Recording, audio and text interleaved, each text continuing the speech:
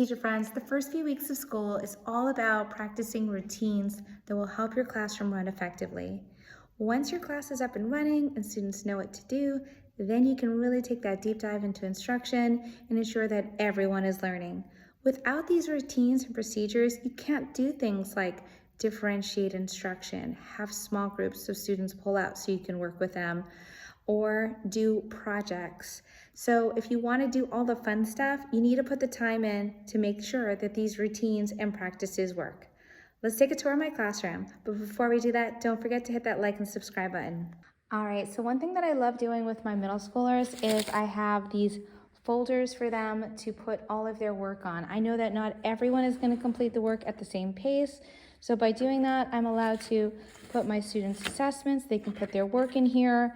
I'm always having a running record of what my students are doing. They can also use their folders to work on independent work tasks. We have our turn it in box, and this is where the students are going to turn their work in at the beginning of class. Anytime they finish something, they don't need to come up and give it to me. They just put it in the turn it in bin. Make sure you have that. I have a little station here for my students to get materials. They can use a sharpener, they can use a pencil. They know this is their workstation and these resources are available. Another critical piece to effective instruction.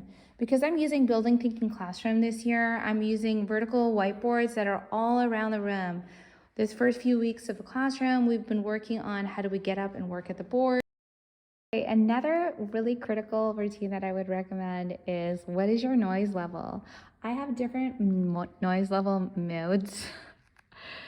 Today we're working on movie theater mode, but check out the link in this video and you'll see all the different noise level modes. We got Starbucks mode, we got restaurant mode, and it just articulates to the kids about what the noise level should be in the classroom. You can also see here, this is where I put my papers that have no names, and of course, a place for the kids to get the pass. Another critical routine is what do you do when the kids don't have a pencil?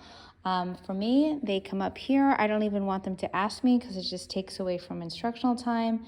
They write their name and they can grab one of these sharpened pencils. We also have a flex period, so kids just fill out their own flex pass and then I sign it at the end of the class.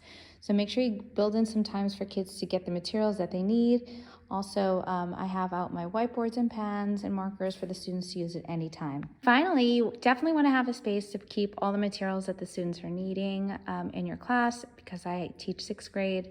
And if I send them home with their journals, they'll never come back, or their books. They are kept in the class and the students know where to get them. I also have a bin for any extra copies that the students need. So if they're missing work, they lost work, or they were absent, they can go to the extra copy bin and get the materials that they need. One procedure that we've also been working on this school year is levels of understanding. And this is a quick way to just do a quick formative assessment, how confident students are feeling about the particular skill or concept I'm teaching. And they use their hands and they show me I'm at a level 0, I'm at a 1, 2, 3, or 4 with my understanding about this concept. And I have these posters here just to give me a quick check each day. Let me know how you're feeling. This helps me with my planning. I hope you like the tour of my classroom. I think it's the best class ever. We got these giant windows, lots of space to move. I don't even really have a desk because I like to move a lot myself. And a lot of my paperwork is also organized by the students. So you won't see any paperwork on my desk. The students are in charge of their own papers.